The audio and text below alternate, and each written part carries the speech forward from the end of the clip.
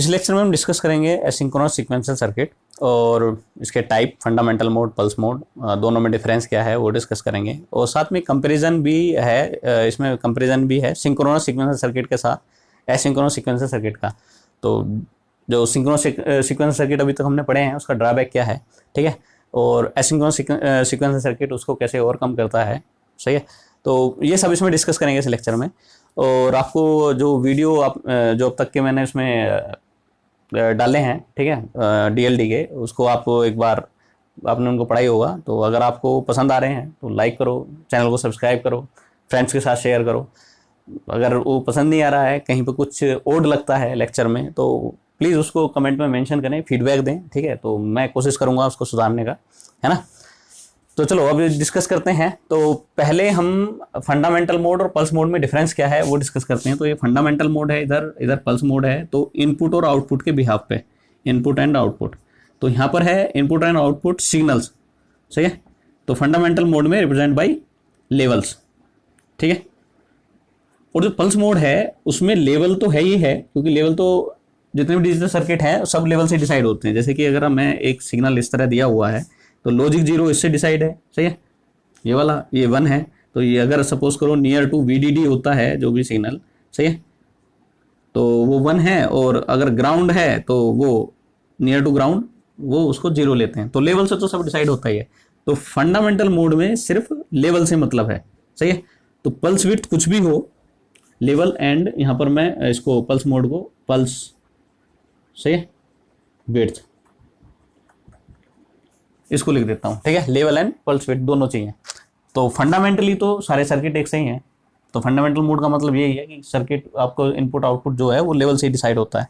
तो जितने भी डिजिटल सर्किट हैं वो सब लेवल जो है वो लेवल से ही डिसाइड होता है, कौन सा 0 रहेगा, कौन सा लेवल उसको 1, है ना।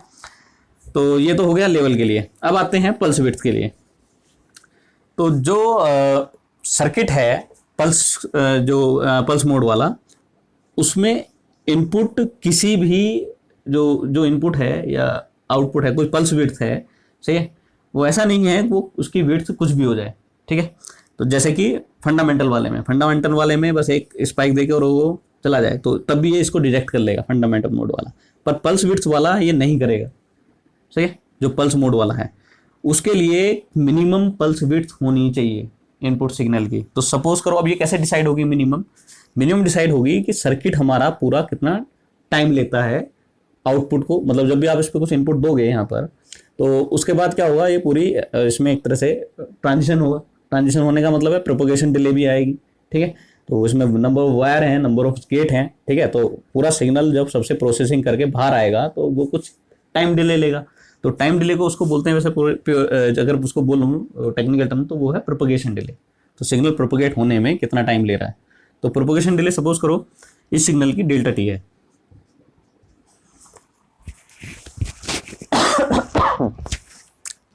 है ना। तो पल्स विड्थ जो होनी चाहिए इनपुट की वो डेल्टा टी के इक्वल या उससे ज्यादा होनी चाहिए, सही है। कम होगी तो क्या होगा, सर्किट जो हमारा पूरा है, क्योंकि अगर वो बीच में ही चेंज हो गया, आपने कोई इनपुट दिया, ठीक है, और डेल्टा टी से पहले ही, तो प्रोसेसिंग उसके अकॉर्डिंग होना शुरू हो गई। जब आपने कोई इनपुट इसमें चेंज किया तो प्रोसेसिंग होना स्टार्ट हो गई, ठीक है। तो ट्रांजिशन होना स्टार्ट हो गया।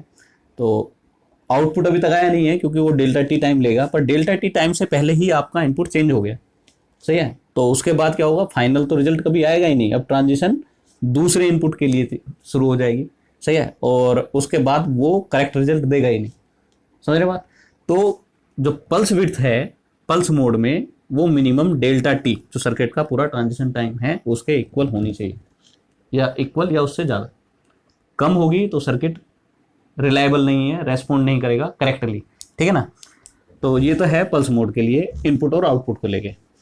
दूसरा डिफरेंस है, ये फंडामेंटल मोड वाला डायग्राम है। दूसरा डिफरेंस ये है कि यहाँ पर मेमोरी एलिमेंट होता है, ये जितने भी डिले एलिमेंट हैं उनको रिप्लेस कर दें। तो यहाँ पर क्या है, जो फीडबैक एलिमेंट है, सही है, तो फीडबैक पे आ जाते हैं। फीडबैक एलिमेंट तो यहाँ पर है जस्ट डिले के लिए यूज होते हैं।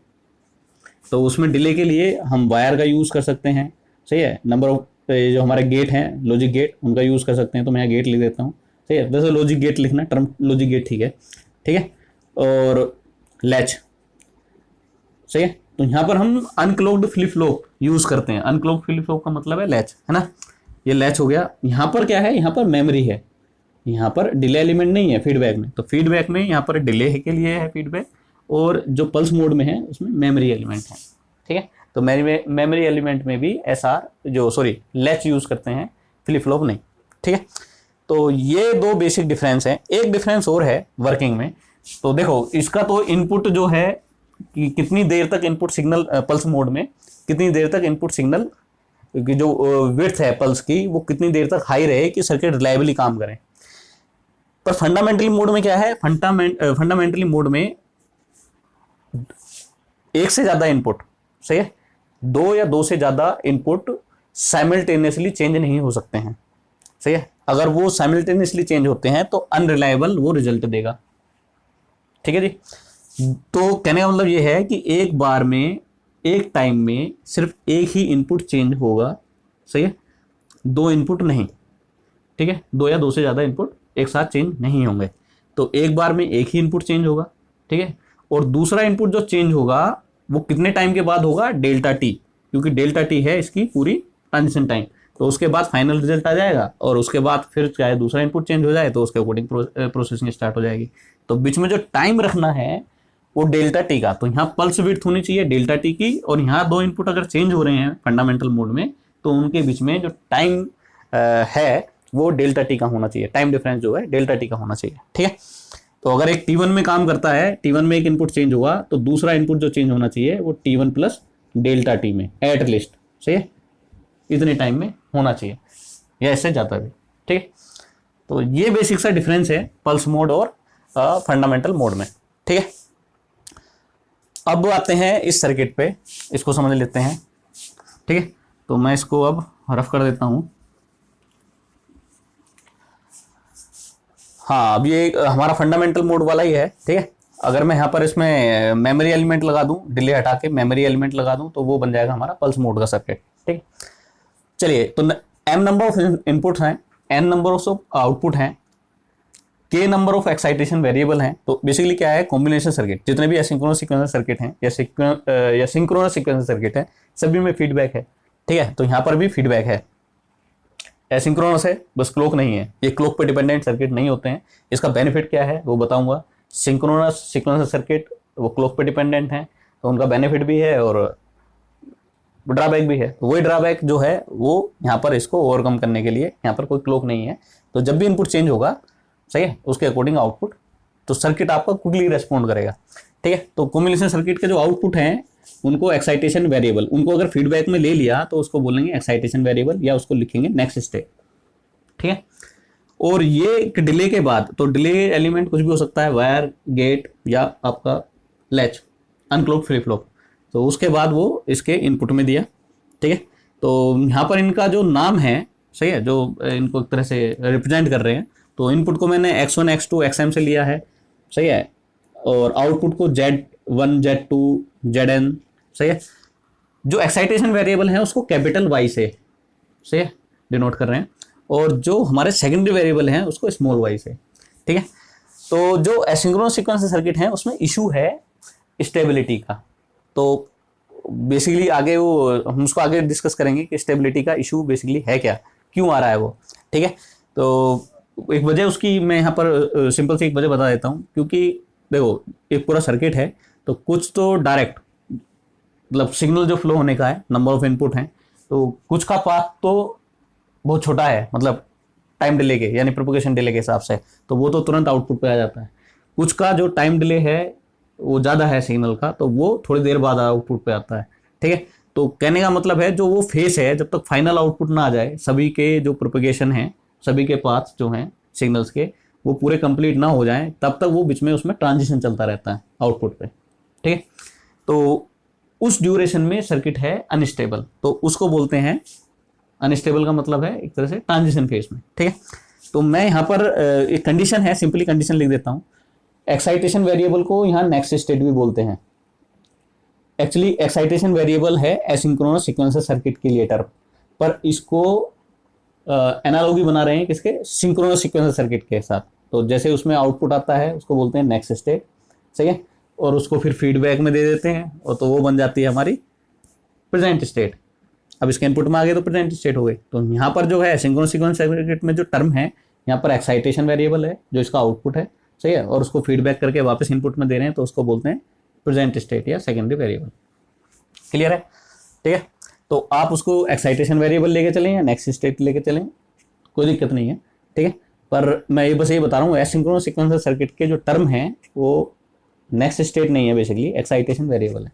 ठीक है, पर दोनों को आप कोई सा भी एक्सचेंज करके भी यूज़ कर सकते हैं। तो नेक्स्ट स्टेट और प्रेजेंट स्टेट से हमें ज़्यादा समझ में आता है ना? वही है, तो डेफिनेशन वही है, सेकेंडरी वेरिएबल की डेफिनेशन वही है जो प्रेजेंट स्टेट की है, और एक्साइटेशन वेरिएबल की डेफिनेशन वही है जो नेक्स्ट स्टेट की है। अच्छा, अब आते हैं कि इसको कैसे डिसाइड होगा कि कब स्टेबल है कब स्टेबल नहीं है। तो अगर आपका y के, ठीक है, यानी नेक्स्ट स्टेट इक्वल हो जाती है प्रेजेंट स्टेट के, सही है, तो वो सर्किट है स्टेबल। ठीक है, या इन स्टडी स्टेट में पहुंच गया है। ठीक, अगर आपकी present state next state not equals to present state है, तो उस केस में ये सर्किट है हमारा अनस्टेबल। सही है, इसको बोल सकते हैं ट्रांजिशन फेज में है। सही है, अभी जो है डेटा प्रोसेसिंग कर रहा है, आउटपुट अभी तक फाइनल आया नहीं। ठीक है, अभी इसके अंदर ही वो फ्लो कर रहा है, तो वो वाली कंडीशन है ये। तो इस कंडीशन को याद रखना, दोनों कंडीशन को। तो हम बेसिकली अनस्टेबल वाले को लेके जब हम एनालिसिस करेंगे या डिज़ाइन करेंगे, हम इसको लेके नहीं करते, इसको लेके करते हैं। ठीक है, टाइम डिले के मतलब कुछ टाइम डिले के बाद वो स्टेबल हो ही जाएगा, ये सर्किट है, कुछ टाइम डिले के बाद स्टेबल हो ही जाएगा। तो टाइम डिले का बस मैं यहाँ पर कॉन्सेप्ट समझाने के लिए है। ठीक है, जो आगे हम प्रॉब्लम करेंगे एनालिसिस या डिज़ाइन की, उसमें हम टाइम डिले का कुछ नहीं लेंगे, बस इसको हम लेके चलेंगे। ठीक है, तो ये है पूरा इसके बारे में। अच्छा, पल्स मोड वाले में यहाँ पर मेमोरी हो जाएगा। अगर पल्स मोड सर्किट की बात करें तो ये मेमोरी एलिमेंट हो जाएंगे। ठीक है, तो मेमोरी एलिमेंट में अनक्लॉक्ड फ्लिप फ्लॉप ही रहेगा, क्लॉक्ड फ्लिप फ्लॉप नहीं रहेगा। ठीक है, तो यहाँ पर मेमोरी वाला हो गया, ये पल्स मोड के लिए सर्किट हो गया। सही है, तो दो डिफरेंस इसमें बताए थे, तीसरा डिफरेंस सर्किट में है। ठीक है, और कंडीशन यही है स्टेबिलिटी की, एसिंक्रोनस सीक्वेंस सर्किट की कंडीशन यही है कि कब स्टेबल है कब अनस्टेबल है, यही है कंडीशन दोनों केस में। ठीक है, अब आते हैं एसिंक्रोनस सीक्वेंस सर्किट का कंपैरिजन करते हैं विद सिंक्रोनस सीक्वेंस सर्किट। अब सपोज करो मैं सिंक्रोनस सीक्वेंस सर्किट का बना रहा हूँ, क्लॉक है, क्लॉक पे काम करते हैं।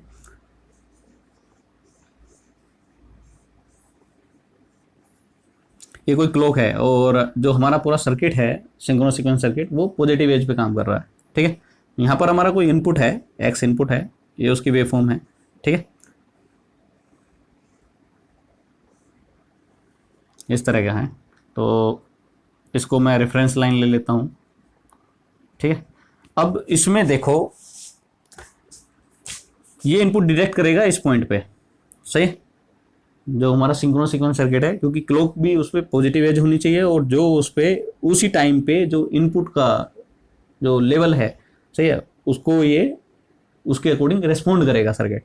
तो यहाँ पर इस पर इतने टाइम के बाद, सही है, तो इतने टाइम के बाद इसने इसको डिटेक्ट किया कि इनपुट आया है और इनपुट का लेवल अब चेंज हो गया है। सही है, हो सकता है पहले भी 1 हो।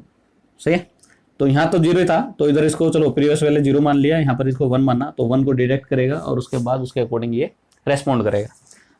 ये वाली पल्स को तो डिटेक्ट ही नहीं किया सिंक्रोनस सीक्वेंस सर्किट ने, कोई पल्स बीच में आ गई इन दो उनके बीच में और आके भी चली गई, तो इसने तो उसको डिटेक्ट ही नहीं किया। ठीक है, तो ये ड्रॉबैक है हमारा सिंक्रोनस सीक्वेंस सर्किट का। ठीक है, अच्छा, इनपुट के चेंज होने के बाद भी, एक तो मिसिंग कर दिया, एक इनपुट के चेंज होने के बाद भी इतने टाइम डिले के बाद उसने उसको डिटेक्ट किया।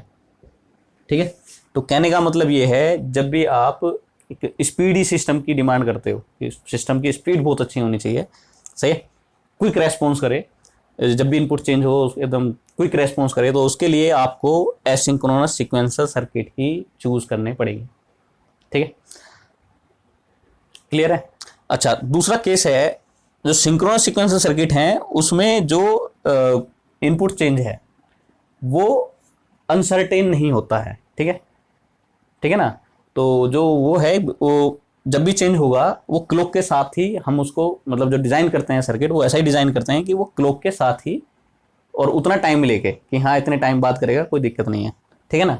तो जहां पर भी अनसर्टेनिटी है, सही है, अनसर्टेनिटी है, तो उस केस में अनिश्चितता है, ठीक है, मतलब कुछ श्योर नहीं है कि कब इनपुट आएगा कब नहीं आएगा, तो उस अनसर्टेनिटी के केस में क्या करना है, वहां पर आपको एसिंक्रोनस सीक्वेंसर सर्किट ही लेने पड़ेंगे, ठीक है। वहां पर सिंक्रोनस सीक्वेंसर सर्किट फेल है, जैसे कि मैंने यहां पर एग्जांपल देके बताया। तो कहने का मतलब ये है, सिंक्रोनस सीक्वेंसर सर्किट क्लॉक पे डिपेंडेंट है, तो जब भी क्लॉक आएगी तभी वो रेस्पॉन्ड करेगा इनपुट को देख के। पर जो एसिंक्रोनस सीक्वेंसर सर्किट है वो क्लॉक से इंडिपेंडेंट है, तो जब भी इनपुट चेंज होगा तब भी इनपुट चेंज होगा, सही है, यहाँ से यहाँ तक लेवल चेंज होगा, ये तुरंत डिटेक्ट करेगा और उसको वो रेस्पॉन्ड करेगा। ऐसे ही यहाँ पर इनपुट चेंज हुआ, सही है, तो यहाँ पॉजिटिव एज नहीं बना रहा हूँ, मैं बता रहा हूँ बस चेंज हुआ, यहाँ से यहाँ तक चेंज हुआ, तो जो भी चेंज हुआ वो तुरंत उसको डिटेक्ट करेगा और उसके अकॉर्डिंग आउटपुट जनरेट करेगा। तो अनसर्टेनिटी, और इसको बात ध्यान रखना कि सिंक्रोनस सीक्वेंसर सर्किट में जो भी है वो सर्टेन है, ठीक है, इसमें अनसर्टेन है, ठीक है। एसिंक्रोनस सीक्वेंसर सर्किट में इनपुट जो है कभी भी चेंज हो सकता है, ठीक है, अनसर्टेनिटी है, तो उस केस में हमारा एसिंक्रोनस सीक्वेंसर सर्किट बेस्ट है। तो स्पीडी सिस्टम के लिए, ठीक है, और इनपुट का जो भी है जो चेंज है वो अनसर्टेन है, उस केस के लिए सबके लिए एसिंक्रोनस सीक्वेंसर सर्किट। अब दूसरा केस भी है, एक दो अलग अलग सिस्टम है हमारे पास कंप्यूटर के, एक चल रहा है हमारा i3 प्रोसेसर है, एक हमारा i5 प्रोसेसर है ना।